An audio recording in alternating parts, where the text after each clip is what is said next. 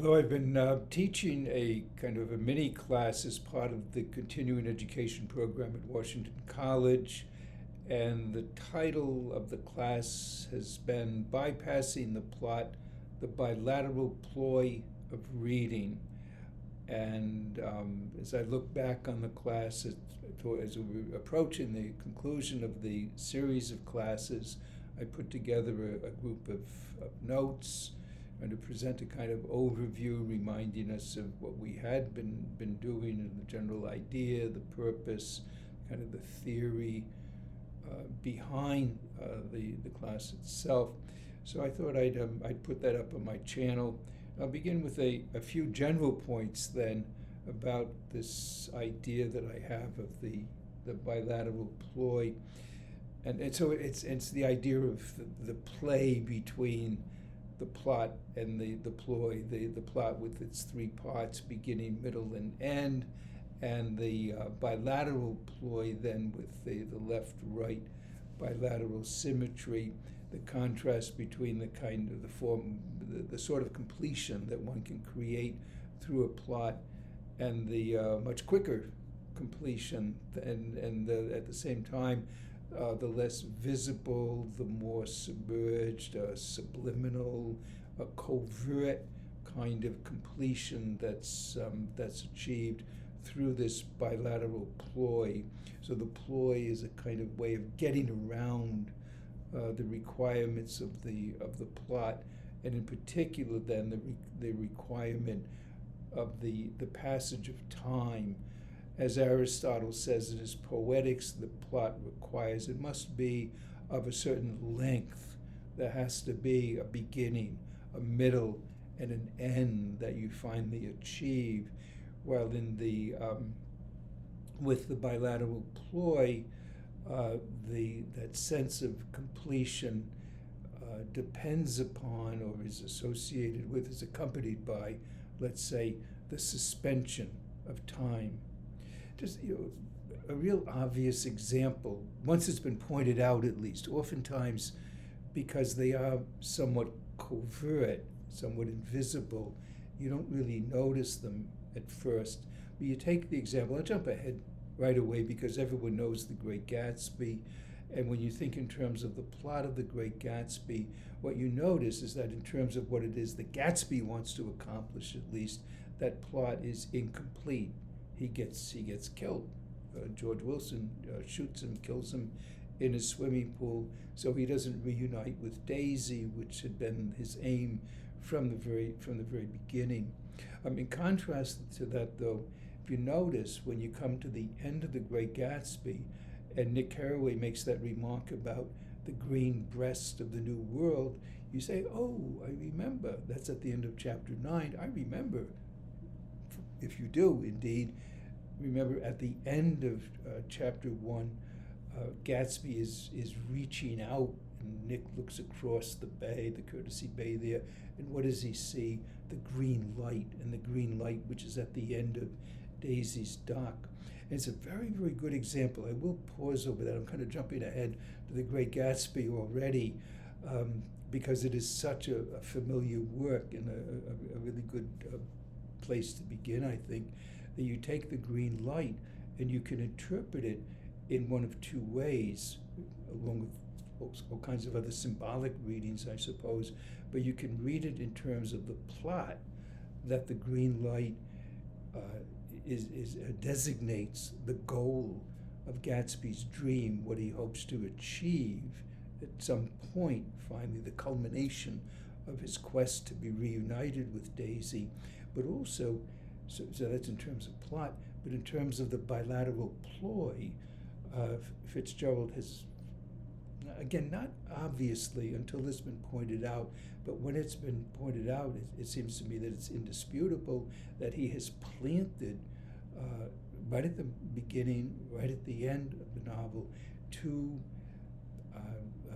details, two occurrences then of the color green that bring out and that are associated with dreams, to be sure, that suggest that bilateral, almost that static, we could say, as opposed to the dynamic or the kinetic design or element of the plot.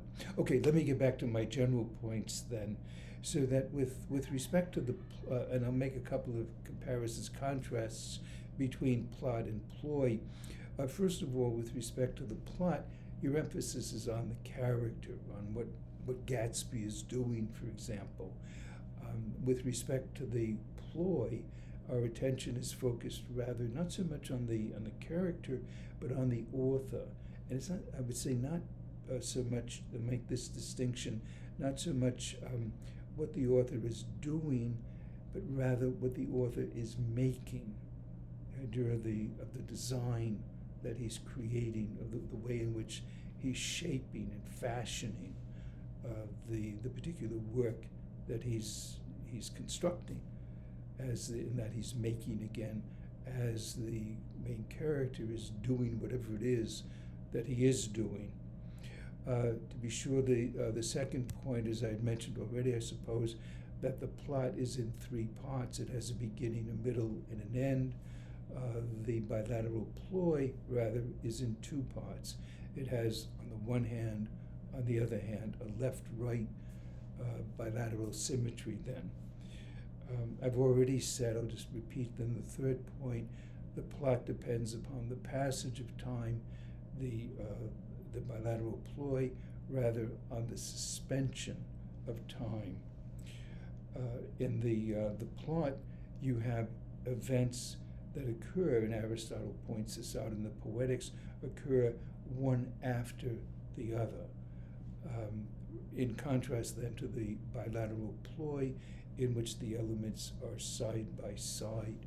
There's a wonderful Igbo, the Igbo people, an ethnic group in Nigeria then. There's an Igbo proverb that I came upon. Well, I know it's in Things Fall Apart, Chinua Achebe's Things Fall Apart, in which he quotes this Igbo proverb, if one thing is standing, wherever one thing is standing, something else is standing beside it, which I think is a wonderful, a very, very brief, not explanation, illustration, I suppose, or expression of the more abstract term, bilateral symmetry. So one thing standing, something else standing beside it. The green light at the beginning, green breast at the end.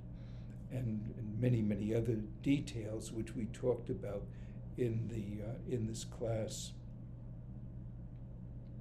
Oh, the other thing, and this will be the last of the general points, I find it quite fascinating that oftentimes with respect to the plot to begin with, and again going back to Aristotle's Poetics, who's our go-to person, as it were, and as he points out that the plot has to be constructed of significant events, right? The beginning, it can't just be any beginning, middle, and end, but they have to be really important things that are happening, things of equal magnitude, let's say. But I find fascinating, one of the things that most interests me about these covert bilateral forms of completion is that very often they depend rather on the relationship, the echoing relationship, back and forth, left-right relationship between something that's very, very important and something that's very, very unimportant, and which is there not because of any contribution it makes to the plot, but rather because of the balance that it creates. One example, and I keep going back to The Great Gatsby, but it's a detail that could be easily overlooked. You all know that Gatsby puts on a display of great wealth, of his opulence, and so on. And what I'm remembering is the very first time that he meets Daisy, who at the time is Daisy Fay, she's not yet Daisy Buchanan. He's wearing an officer's uniform. And the officer's uniform suggests, and it's very interesting what Nick says about it, because Gatsby had recounted the episode to him, that Nick says he knew that he was creating the impression that he was, it's something like her social equal. It's a phrase very similar to that in any event. So he's putting on a show, and a show which is somewhat deceptive. Okay, it's a very important detail because that's the beginning of their relationship, and he's created a very false impression. The corresponding detail, we find out it's in chapter 2, because that's where Nick goes into New York with Tom Buchanan, and he meets Myrtle Wilson, who's Tom Buchanan's girlfriend, mistress, and she recounts this. She talks about her. She despises her husband, and she says, when we got married, and was it a few days later, shortly after, in any event, there's a knock on the door. There's a guy. He wants to get his suit back. That Tom had borrowed this man's suit in order to create the impression that he was a little better than he actually was. Well, again, very trivial detail. In film versions, I'm thinking of the Robert Redford, or what's the other guy's name, Leonardo DiCaprio. I remember with Leonardo DiCaprio, yes, he's there, he's wearing his officer's suit at Camp Taylor and so on. Whether or not in the film version, the detail of George having borrowed the suit to get married, whether that's there, I don't know. I don't remember offhand. It could be very, very easily deleted from the script. It's so unnecessary.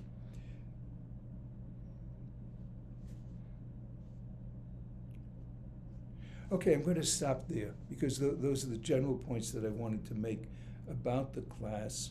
And if I do, I will come back and I'll have a few things to say about each of the works that we touched on. There were 4 classes. In one of them, we did The Secret Sharer, then The Great Gatsby, which I've already touched on a bit, mentioning some of the principal points. William Butler Yeats's Sailing to Byzantium, and then finally Joyce's. We did the first 3 stories of Dubliners. The Sisters, An Encounter, and Araby.